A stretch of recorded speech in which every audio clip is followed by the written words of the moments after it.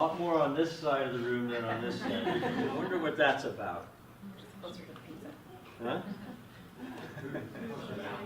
Closer to the food, though. Huh?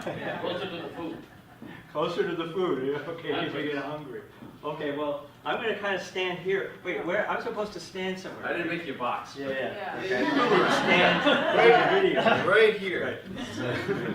I'm a little out of control sometimes, so I need to be controlled. So I have this little box that I need to stay in. Thank you for being here.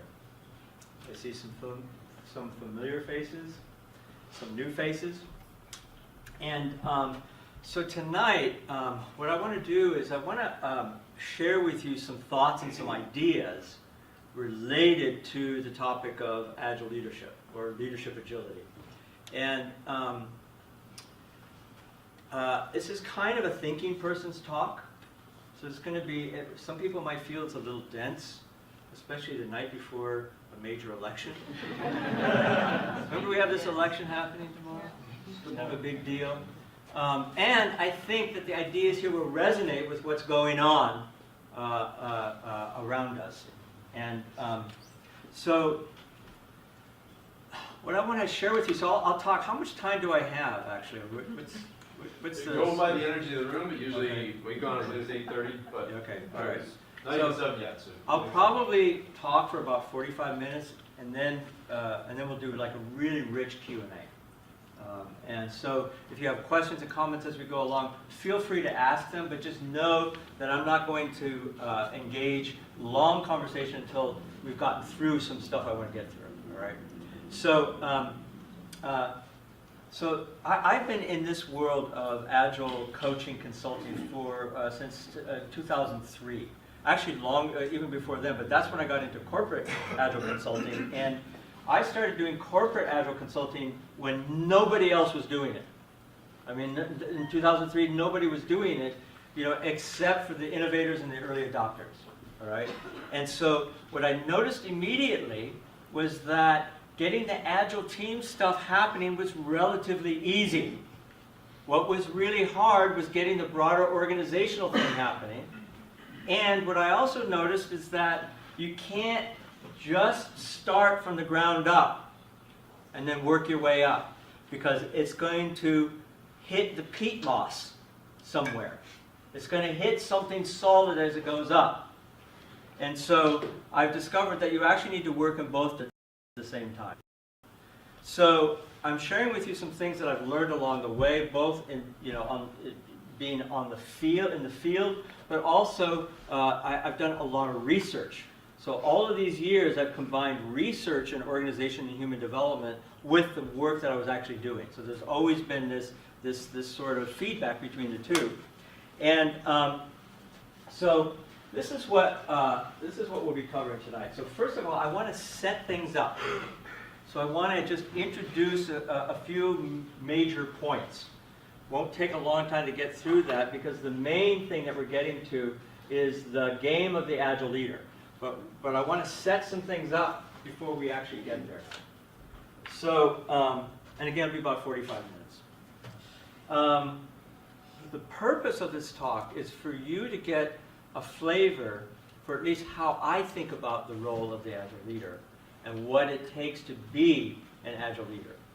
And it's not just about having your leadership team having daily stand-ups. It's not that simple. It's actually a lot more complex than that. So I want to kind of set this whole thing up. All right, so the first thing is the nature of organizations. What is the nature of organizations? So we'll start with a little history lesson. All right, ready for a history lesson? This is a short history lesson, maybe just a few minutes. The short history of organizational landscape. So, back in the old days, the early 20th century, when people would put things together with wheels and pieces of metal, there arose a notion that there could be a process. It was a simple process, but it was a process that could be measured. Right? How many people have heard of Frederick Taylor? Right? So the whole Taylorism movement started in the early 20th century. Before that, factories were totally like, who knows what was going to happen? I mean, it was completely chaotic. And so the idea that you could have a fixed process that was count-onable was as innovative then as the whole notion of agility is now. You believe that? You should, because it's true. This was innovation back then, all right? Now, the idea is that the processes, the situations, the challenges were simple. In other words, there were things that could be described by a series of steps. Do this, do that, do this, in this particular order, doing in this exact way, and you'll be able to produce the result every single time. It's very simple. It's like assembling IKEA furniture. How many people have assembled IKEA furniture? It's not easy, but it's simple. The instructions are really simple. And the whole design of the whole thing is designed for it to be simple. It's simple, I promise you. It seems hard, but it's simple. Okay, so that's simple. Now, somewhere along the line, things started to get complicated. People started to have ideas that companies should be managed. And in order for them to be managed, we had to have manageable structures. And moreover, in order for things to be managed, we had to have a reason why we needed management. And the reason was companies needed to be huge. So we started having gigantic companies. Huge well, they weren't at this point multinational, but eventually became multinational. Complicated means that the rules are no longer very simple. There can be an enormous number of things to do. So for instance, assembling a Ferrari engine is complicated. By the way, I have to check this out because in every group, oftentimes there's somebody who's done it. Anyone in this group assemble a Ferrari engine before? Believe it or not, I've taught 2 classes where somebody has. How about a Tesla? Huh? How about a Tesla? A Tesla? Yeah, it could be a Tesla. Engine. Yeah, but you get the idea that if it's a Tesla or a Ferrari engine, it's complicated because it requires expertise. You have to have experts. So the modern organization came to be run by a bunch of experts. People who had specific domain knowledge, and we relied on them, right? Because things were very complicated. So with a Ferrari engine, it's complicated, but you know what? You'll drive that thing out of the garage every single time, right? Pretty predictable. All right.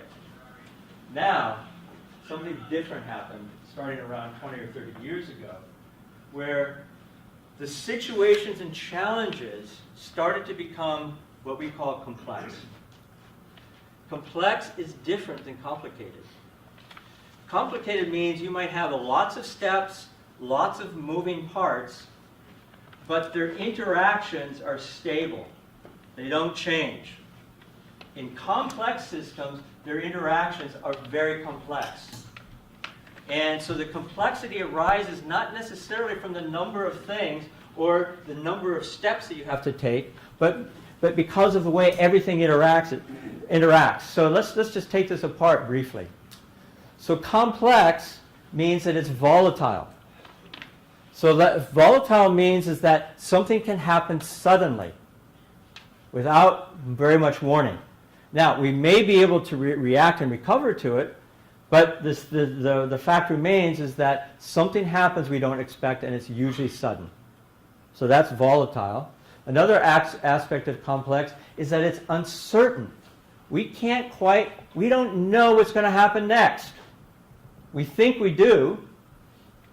How many people wish that we did? That we wish that we knew what was going to happen next?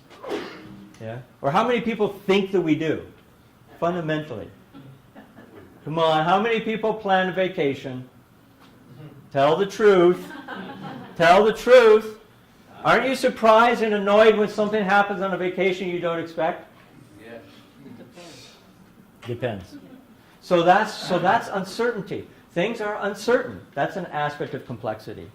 Another aspect of complexity is that they are ambiguous. Things are ambiguous. Something happens, and it can mean any number of different things.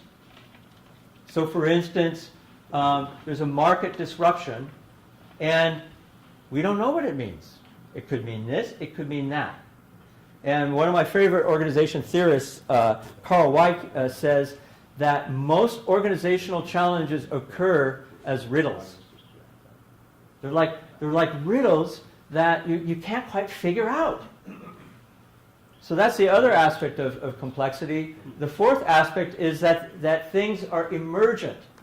That the nature of systems, especially human systems, is that they have a history. And that the overall properties emerge and because of the specific nature of the history. All right? So that's complex. So it's a complex world. And so what does this look like in organizations? Well, okay. So my very first corporate Agile consulting engagement, by the way, before I did this, get this, I had never worked in a corporate setting before. And I went into a corporate setting to consult, right? And this is what I found. I found people sitting in front of a laptop programming. I found a phone center, so there are people talking on the phone. And then there were all these meetings happening. And there's usually some person in front of the room, and people sitting around kind of like this. And then there was an Agile team. There were some Agile teams doing this kind of stuff. And then there was the machinery of the operations. And then, meanwhile, there was the organizational structure. And there was the whole project management stuff. And, who's popular? Who's cool? Who isn't? Who likes who? Right? And then there's compliance. And then there's this and that and the other thing. It goes on and on and on. And so the first conclusion, or the first kind of presupposition in all of this, is that the landscape most organizations face is complex. All right? So I know we know this, but I'm kind of rubbing our faces in it a little bit so we can get like more of a feel for it. All right, so that's the nature of organizations. The next part is the nature of mind. So the nature of mind, I'm simplifying it a bit. I'm actually an avid student of the mind, mostly by studying my own. And if anybody has ever heard of or practiced or come across Buddhism, Buddhism is the study of psychology from the perspective of the psychology, from the perspective of our subjective experience of our own psychology. So it's a study of psychology, but it's different than Western psychology. I'm kind of simplifying this a little bit. So the nature of the mind has to do, first of all, with how we make sense of the world around us, and also how we make meaning. So we have all kinds of things happening around us, and we're always making sense of things in order to figure out how to act, right? Does that make sense? So you're making sense of what I'm saying right now. And different ones of you will be making different senses of what I'm saying right now, in this moment. The other aspect is emotional intelligence. So how much self-awareness and self-management we're able to bring about in any given moment. And self-awareness has to do with, wow, I've noticed I'm feeling a little bit anxious, nervous right in this moment. So I'm reporting my own kind of current experience. And I'm also feeling excited. So that's my self-awareness. Self-management means, that if I am feeling nervous, I'm not going to freak out, right? Because I have a commitment to something here. Values, what we care about, the things that matter to us, what gets us up in the morning, what are we committed to, what's our purpose in the world, what really matters to us. And then finally, and it's not really final, I'm just kind of simplifying this, self-identity, how we see ourselves. Do we see ourselves as honest? Do we see ourselves as loving? Or do we see ourselves as somehow flawed? Many of us as human beings tend to see ourselves as somehow flawed. And that determines how we show up in the world. All of this determines our experience. It shapes our experience. Now. Every now is a moment of experience. It's shaped by all of these things. Okay, so as we mature, the structure of our minds evolve. It's kind of like an operating system. You know that every so often you get the new upgrade of the operating system because the complexity of the applications that the operating system has to support increases. So if we tried to run our current apps, with these old Microsoft operating systems, they wouldn't work, would they? Because the complexity of the operating system is insufficient to run these new applications. The human mind is similar. That at some point the complexity of our environment overrides or overwhelms the complexity of our mind, and so our mind either evolves or it doesn't to embrace the new complexity. So let me give you an example. So how many people have heard of Jean Piaget? He's a French, he didn't call himself a psychologist. He actually called himself, forget what he called it, like an epistemologist. That his job or his world was about studying the nature of how we know. And he studied children. And often he would study his own children. And he did all of these ingenious experiments to find out how children, what's the nature of their mind, what's the nature of the way they make sense of the world. And here's one of his famous experiments.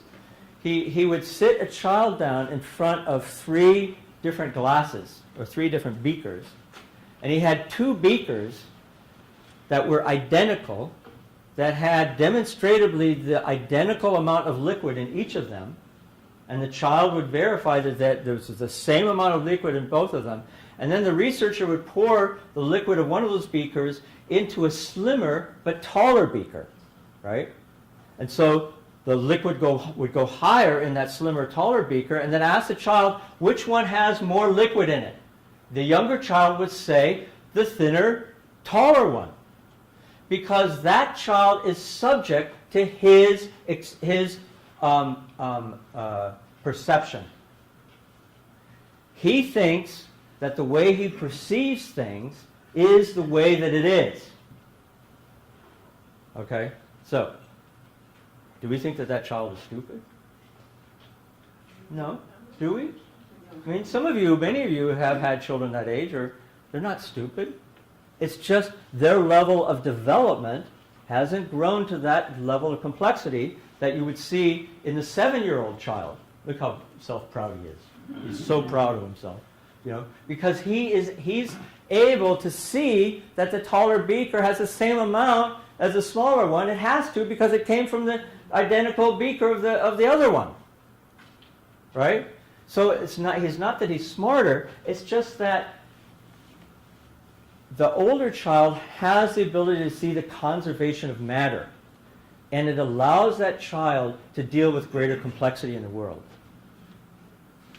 Where do you think I'm going with this? This is obviously not a talk about children. Stages of cognitive development? Huh? Stages of cognitive development. Yeah, stages of cognitive development, because it continues for adults. Right? This phenomenon of increasing complexity of mind continues. So I'm simplifying this a little bit because this is by the way, this is the part of the talk that I spent about 80% of my time on. This one slide, because it's kind of hard to explain. So I wanted to try to find a way to explain it as simply as possible. So there are 3 kinds of mental complexity in adults. The first kind is what's referred to as simple reasoning. We follow the rules, we follow the role, we do what we're told to do. We like having step-by-step instructions. We like being defined by institutional roles. We feel most comfortable when things are more predictable and count-onable. All right? So we call that a sort of simple or pre-modern mindset. All right? At the next level of complexity, or a greater level of complexity, is what I'm calling here a complicated or modern mindset.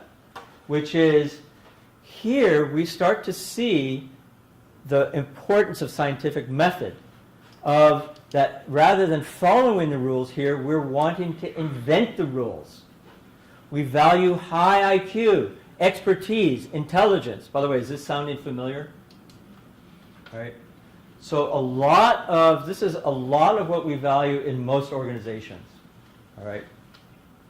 Okay, going to the next level is a more complex mindset, which is what you could refer to as postmodern. And here we embrace contradiction. We want to see the whole systems. We're less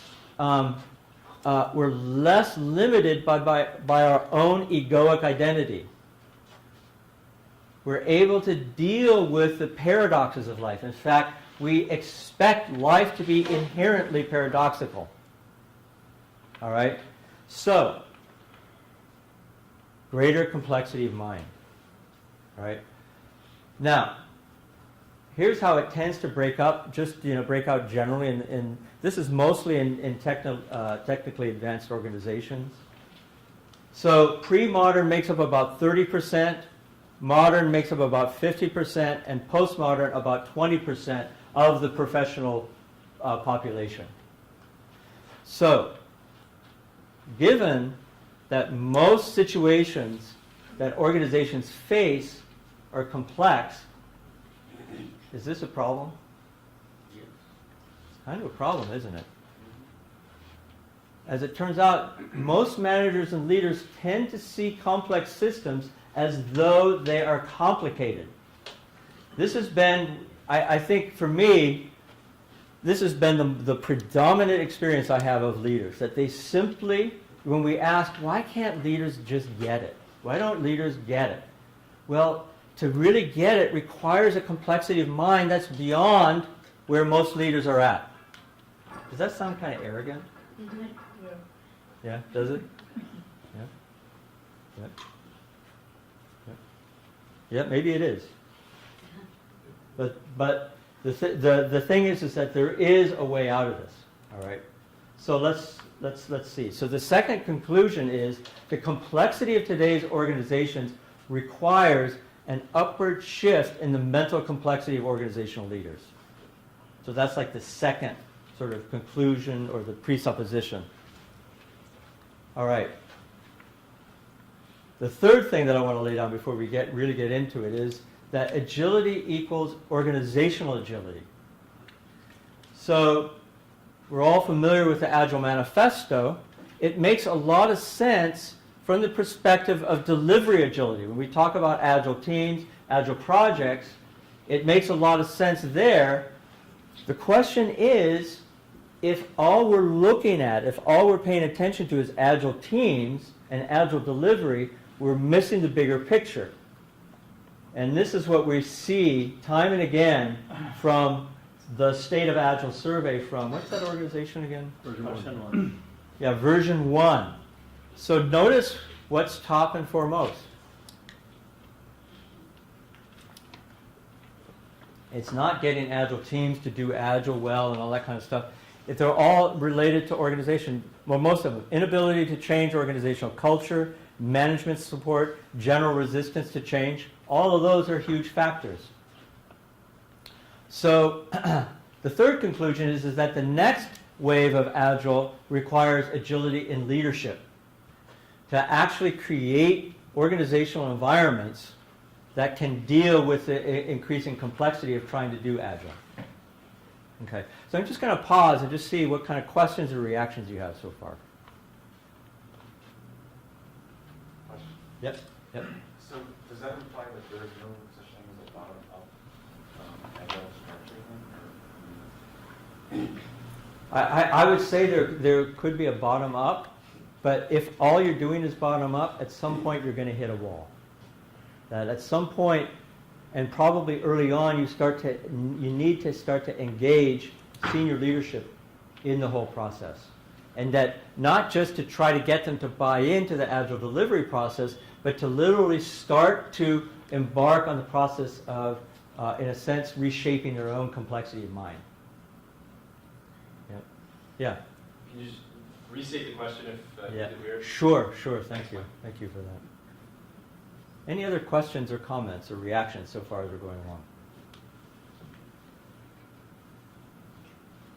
I Yeah, don't really understand what complexity of mind means to you. I mean, I think leaders need to become systems thinkers and Yes. understand complex environments, but I just don't understand what that means to me. to you. Yeah. Yeah, so I would say that those two things are true, which is the ability to see, and we'll come back to this. Actually, we'll come back to this in a moment and see if that question gets answered.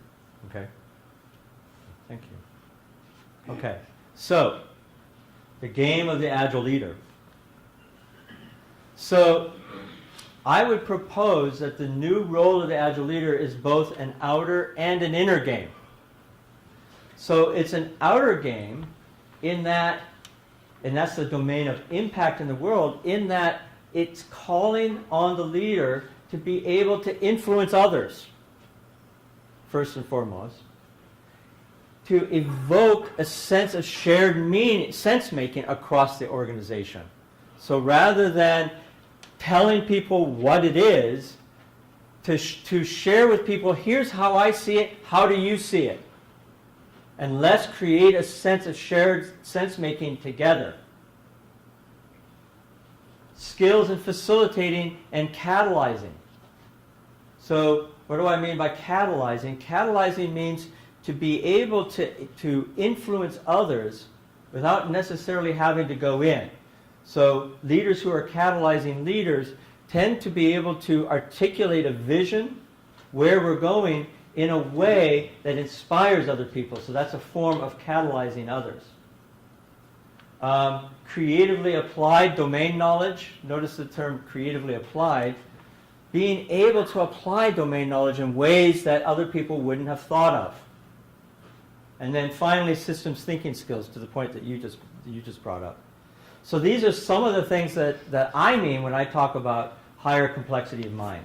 In terms of the outer game, these are again in the domain of impact in the world. The inner game is something different. It's our own consciousness, which has to do with things like complex meaning making. When somebody, for instance, when my wife is upset with me, a less complex form of meaning making would be to react to her being upset by being upset back. A more complex meaning making would be to have a sense like, wow, something is really bothering her. I wonder what that is. Let me be curious. So that would be an example of a more complex meaning making. High emotional intelligence, clear about and grounded in a sense of purpose. Again, these are all inner consciousness. This is an inner consciousness game. And then finally, permeable, that is, that not only will we entertain, if forced, the perspectives of other people, but that we see that our own perspectives literally need the perspectives of others. Okay, so any questions or thoughts about that before we jump in?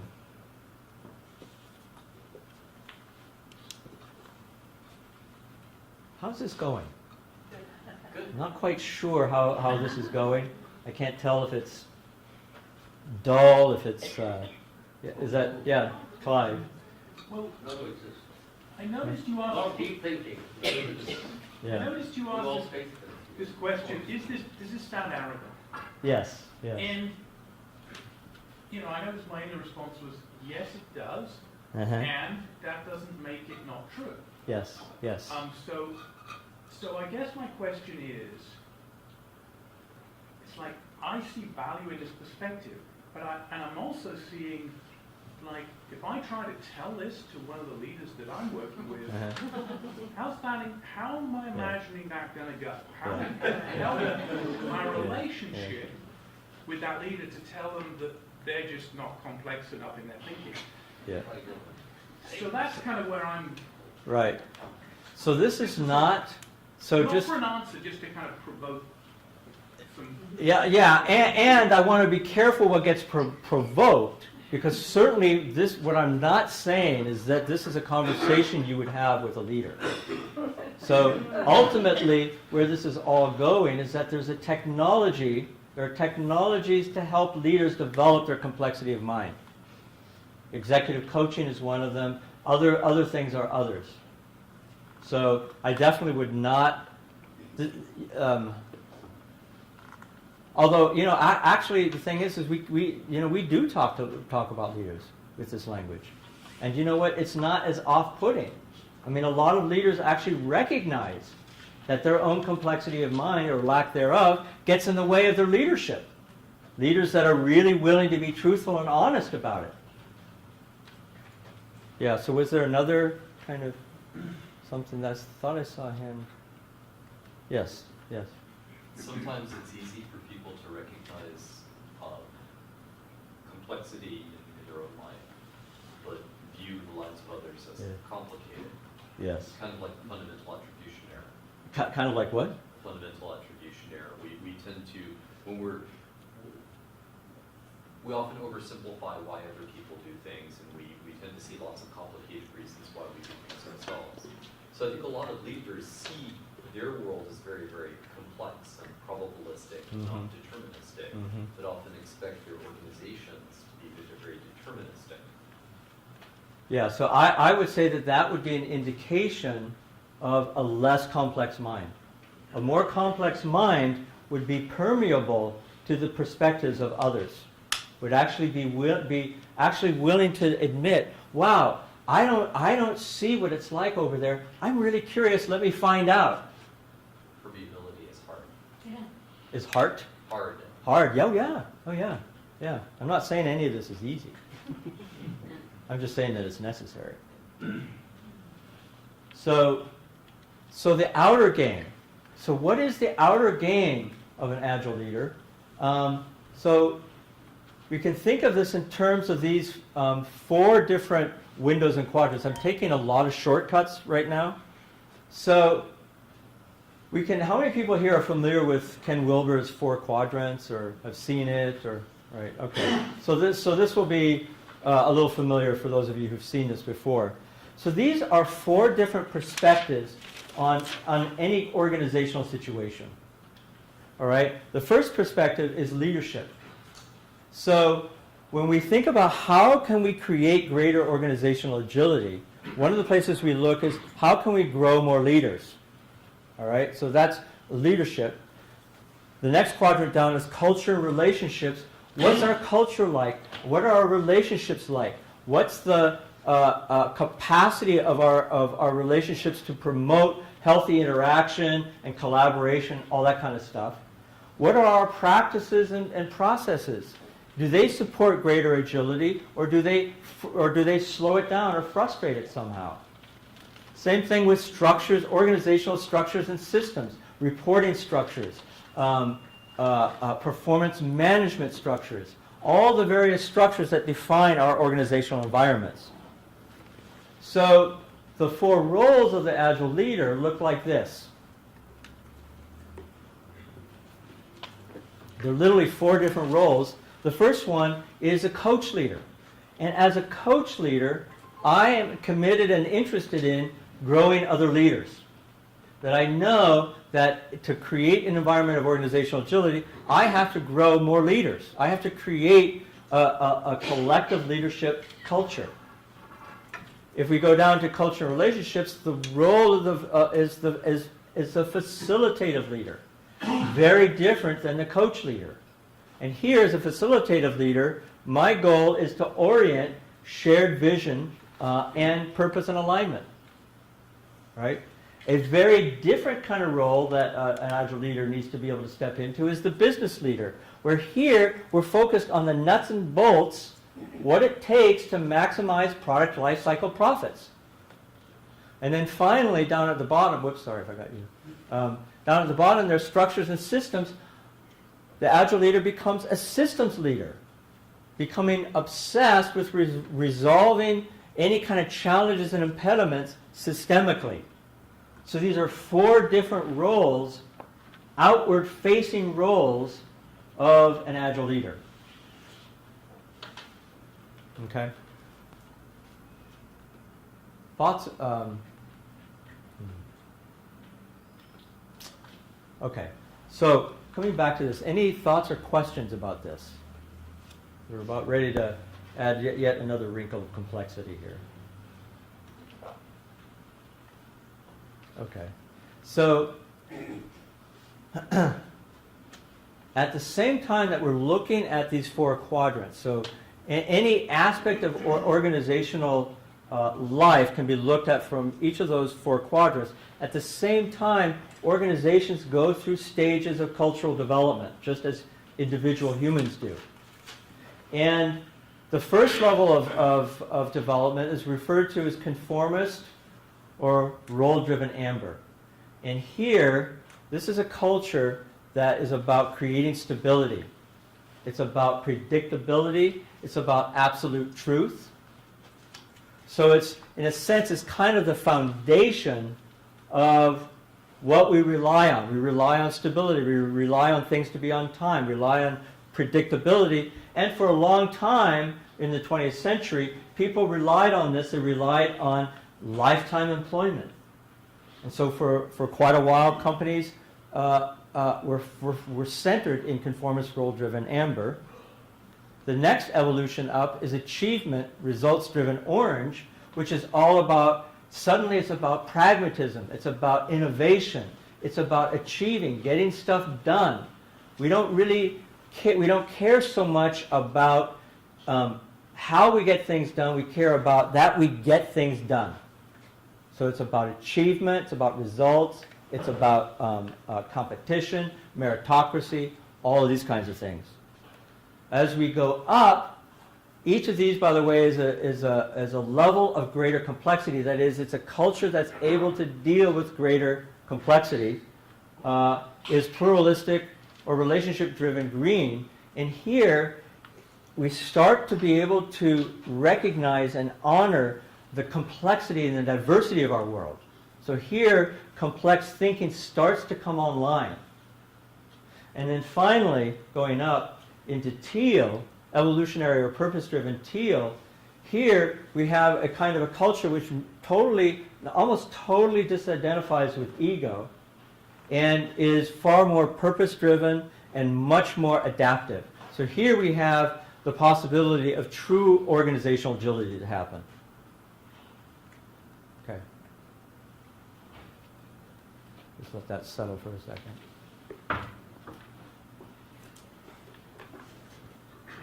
So this points to the fifth role of the Agile leader, which is to recognize, to honor, and to strengthen the native cultural composition. And by composition, what I mean to say is that every organization has a center of gravity in one of these, or maybe two right next to each other. But they are also like a parfait. Every organization has a mix, some mix of all of these. Different organizations have different mixes. And part of the role of the Agile leader is to have a sense of what's the particular mix in our organization, and is that particular mix the right mix for what we're trying to do? And if not, how can we shift it? Okay, so I'm going to skip this one. All right, so all of this requires an operating system upgrade in me as a leader. So to be able to actually even comprehend what we've been talking about so far, something needs to shift in me. Something in my own consciousness needs to shift in me. And this is the inner game of the Agile leader. And so the Agile leader needs a compass for his or her own development, because this is ultimately about personal development. And there are three different parts to this compass. The first one is consciousness. Developing my own consciousness as a leader. And that's another way of saying my own level of mental complexity. By the way, when I say mental complexity, I don't mean just this. I mean this, heart, I mean head, mind, heart, mind, and will mind. All of those. So, consciousness. The second one is relationships. So focusing on what's the nature of my relationships and how, and do those relationships really, are they supporting? Or are they detracting? Do I have healthy relationships? Do I have powerful relationship skills? And then finally, the personal structures. And so, the Agile Leader's Inner Compass has to do with these three sort of meta practices. The first one is in consciousness is developing greater inner complexity. That is, a greater capacity to deal with the outer complexity that I live in. And the meta practice is personal development. So there are all kinds of specific practices related to personal development. And with regard to relationship, the goal is relationship congruence. Having a quality of relatedness with the people in my life, my business partners, my family, my friends, the community, other thought leaders in my world. Relationship congruence, having relationships that are congruent with what my purpose is, what I'm here actually to be and do in this world. So here the meta practice is intentionally developing relationships, being intentional about developing those relationships. And then finally, personal structures. So here we talk of the goal is structural congruence. Do the personal structures I have in my life support what I'm up to? You know, so do I have the kind of work-life balance that supports me? Do I have the kind of work that supports me? Do I live in the kind of city that supports me? Do I have literally the kinds of personal structures? You know, the things that I need in order to be at my best. Do I have all of those things? So those are personal structures. So finally, I want to read this, just say this last quote, and then we're going to turn it over to discussion. The inner game runs the outer game. So this is from Bob Anderson, the creator and the leader of the Leadership Circle. So the inner game runs the outer game. To the degree that we are able to develop as leaders our own inner complexity, we can then play a much more complex game in terms of our outer game. So that's pretty much it. It was kind of a whirlwind, wasn't it? I hope it's okay. All right, so cool. So that's all of the prepared stuff that I had. Now I actually want to get to the part that I think is the better part, hopefully. And that's, let's have a conversation. So what comments or questions do you have about this? We'll start here and we'll kind of wrap around. Yes? So you made the, so you made leadership into very complexities and reviewed your complexity systems. Mm-hmm. But isn't a successful leadership also actually tries to simplify it? Utilizing all these complexities actually goes the opposite of achieving simplicity. Yeah. Because a good organization is actually simplicity is where the success starts. Yeah. So the question is, haven't I just made leadership more complex? And wouldn't it be better in some way to actually have greater simplicity for leadership? Did that capture the question? So it is for leadership, and the results that comes from leadership is towards simplicity. Yes, yes. So the thing that reminds me of, it's a phrase from, I think, Oliver Wendell Holmes. I don't care a whit about simplicity on this side of complexity, but I'd give my life to simplicity on the other side of complexity. So it's about taking the inherent complexity and trying to find ways to simplify it without taking away the essential nuance of complexity. That may or may not be satisfying. I don't know. I'm not sure how to do a satisfying answer to that. Yeah. It makes me wonder, what's the conversation that you want to have? Yes. Because the question and answer Mhm. session is intrinsically, for me, not a particularly satisfying sort of a conversation. So is there a more satisfying conversation? To have right now? Yeah. Well, I don't know. Well, I'm welcome to anyone to propose it. So there was something else that I'm not sure how to respond to that, Clive. I honestly don't. So when you said what Yeah. you said about, Yeah. you know, on the other side of Yeah. complexity, Yeah. what I was thinking, what Yeah. it brought up for me is about nature. Uh-huh. So nature is Yeah. both incredibly complex. Yes. Like we can't even begin to understand the intricacies and interconnectedness. Yeah. And yet the experience of being in nature is one of utter simplicity. It's like, it's Yeah. so pure. It's so like there. That's my contribution to this conversation. Yeah. Let's get put the hand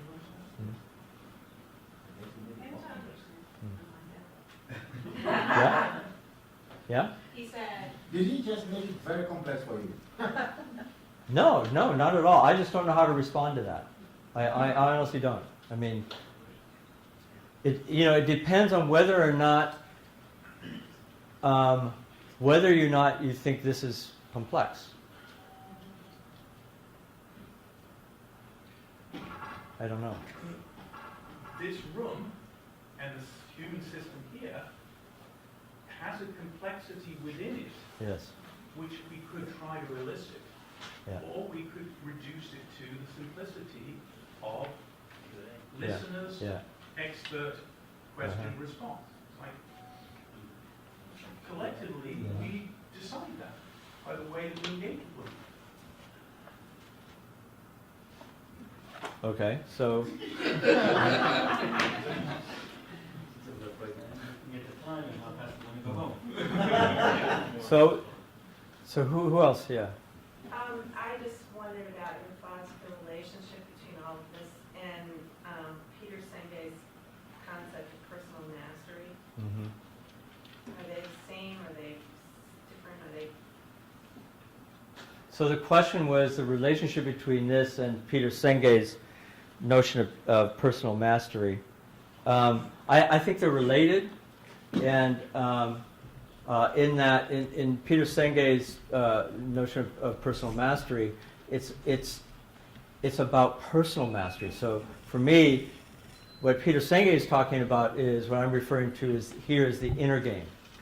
What are some things that I need to master in order to fully realize my own consciousness? That's kind of how I relate to Peter Senge's personal mastery. Is that? Yeah. I have a question on, so I guess it's like a big, I guess it's a pretty high level presentation. Like what kind of techniques do you personally use to work on yourself? Like do you write down your sticking points and then work on them one by one? Like, because this is like a high level overview of like what you can develop in yourself. Yeah. It's a very, very high level. I would say, if I may turn it to the leaders that I work with. So one of the technologies that we use with leaders that we work with is called the leadership circle, and the leadership circle is a 360 instrument that leaders take, and by 360 I mean that other people essentially give feedback to the leader on how they impact them. So what's their impact in the organizational environment? But the thing about the leadership circle profile is it takes it one step further, because the questions are ingeniously designed to be able to infer how that leader might be making meaning. In other words, what are the underlying psychological things going on that might be inhibiting that leader's effectiveness as a leader? So it gives the leaders kind of like dials that they can start to work with in terms of their own developing their own leadership.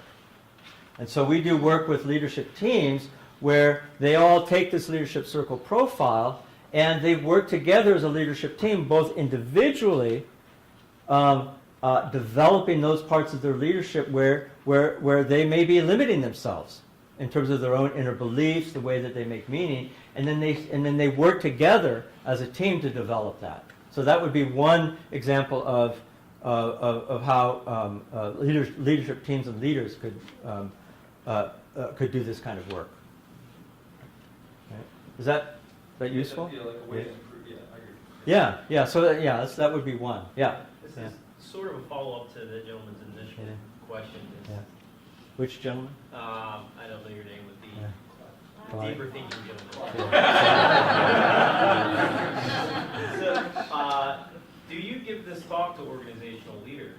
And if so, what is their response when you present this kind of this model, this way of thinking? I talk about some aspects. I mean, actually, honestly, this is the first time I've given this particular talk. But many of the models that I've shared with you, I share with leaders. Oh, absolutely. Yeah, like the 4-quadrant models and the cultural altitudes. For most of them, it's generally a revelation. Like they hadn't really thought of it. That it as complex as that might seem, it's actually far more simple than the kind of out of control complexity that they're dealing with. Much simpler. It hasn't been one of like a visceral response to, them thinking they were being identified in one of Lulu's Well, lower colored organizational structures. yeah. So in my experience, so a lot of leaders can't deal with that sort of information, and maybe even most. They can't. They can't. They're unwilling to face the truth. Now, the leaders that I know who are more high-performing leaders are much more interested in telling the truth about themselves and each other. And for them, they actually deal enthusiastically. They embrace this stuff, even though they don't like it, and even though it's uncomfortable. Yes, yeah, Brian. So Michael, you talked about the Leadership 360 for the circle. What's one thing that they've gone through this? What's a practice or a training thing they might go through to evolve those skills? So for instance, a person on a leadership team may find that the leadership circle reveals essentially 3 different reactive styles that we have. And by reactive, we mean when we kind of automatically react in ways that inhibit our effectiveness as leaders. And one of those styles is compliance. I'll just give you an example. So a leader may have a strongly compliant style, which means that they tend to not speak up when they disagree with something, or when the way things are going, they have maybe they have a concern with how things are going, or maybe they say yes when they really want to say no. And so people of a compliance style will start developing a daily practice noticing when they're being in their complying reactive style. And then they'll get with their leadership team and they'll share stories and examples of when they're doing that. And so the other members of the leadership team see that that's what they're working on, and they tend to support one another. And what happens is that people become much more self-aware of their particular reactive styles, and at the same time they start to be able to develop more creative capacities, outcome creating capacities that would increase their effectiveness as leaders. And I would say that tends to work better on leadership teams than with just individual leaders by themselves. Individual leaders by themselves have a harder time doing this kind of work. And so it's perfect for leadership teams. Yeah. Question. So, for those of us who are more individual leaders, it almost seems like this talk is geared toward those who are already in leadership. Yeah. They're already higher up. Yeah. How do we that aren't there kind of communicate this up? What are some practical tips that you have for us that we can take? I would say, and you may not like this answer, I would say start developing yourself. start developing your own inner game. Find those things, practices you could do to develop your own consciousness, your own relationships, and your own the structures in your world. To start to elevate your own consciousness, and then as you're doing that, start paying attention to your own outer game in terms of how you're impacting other people. Because leadership is, as best I can tell, is a sort of a distributed phenomenon. It's an emergent distributed phenomenon. And to the degree to which we are elevating our own leadership, our own consciousness, our own level of practice and capability, we become a better vehicle to help others, whether we're working with team leaders or executive leaders. Is that helpful? Well, it wasn't what I wanted to hear. Yeah. and was it helpful? Well, certainly, I think, Yeah. anyone can take those suggestions and develop themselves. Oh, okay. Yes. Are there particular tools that we could use to, work on ourselves to evolve? Like maybe a book or maybe classes or a group or something that gets together to help us evolve to that realization? Personally, I think one of the most powerful ways to do that is to get into a professional coach training program. That would be one way, I would say, because one of the things that happens when you do that is that you're developing skills that you can use in your outer game to help other people, and in developing those skills, you actually develop yourselves. You develop your own complexity of mind.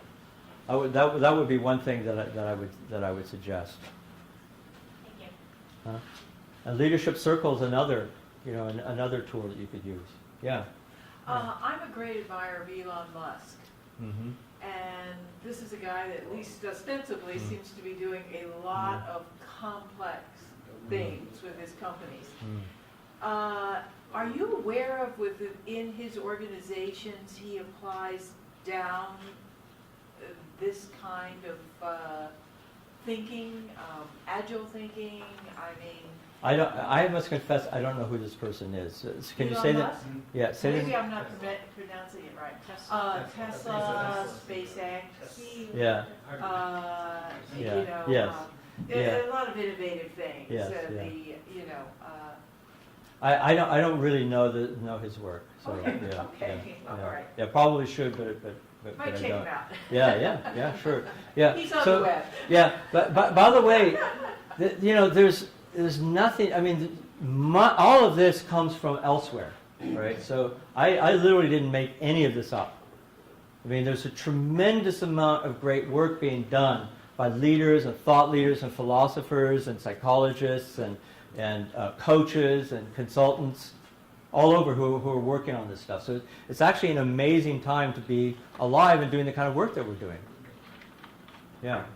Yes? For the multinational environment, where the teams are multinational, the complexities are multinational, the complexity of, the meaning of complexity is different, because I've seen in one of your slides over there, we kind of define some level of complexity, but doing it as depends on the culture, the level may not actually be correct. It would be different things to articulate this complexity. Do you have any other thoughts on that? About whether or not that? Even, yes, as in a multinational teams, even the definition of complexity can be different. I guess on the one hand you could say that multinational teams are more complex, but I also tend to think that, you could say that they're more complex, and I also think that complexity itself, it's not like you pass from complicated to complex, that complex is just something very complicated. Complex is a different phenomenon. So for instance, an agile team, for me, is a very complex system. And that we oftentimes don't understand what the hell is going on with an agile team. And so there's a lot of complexity even with an agile team. Now, if we're looking at something like a multinational organization, obviously there are other dimensions of complexity that start to come into play as well. That make it, I don't know if it makes it more complex, but it makes it it makes it harder for us to find frameworks and models and approaches that we can trust will work. Yep.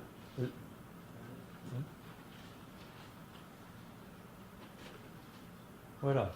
Yeah. I was going to suggest a book, since somebody asked for books, on becoming a technical leader by Jerry Weinberg is an excellent source for people who want to become more self-aware as they work into leadership positions. Yeah. Yeah. Who's that person again? Gerald Weinberg. The name of the book. On becoming a technical leader. Sorry. Yeah. Yeah. There are lots of books. Other books that come immediately to mind is Mastering Leadership by Bob Anderson. Is another really great resource. One of my favorites is In Over Our Heads by Robert Keegan. Yeah.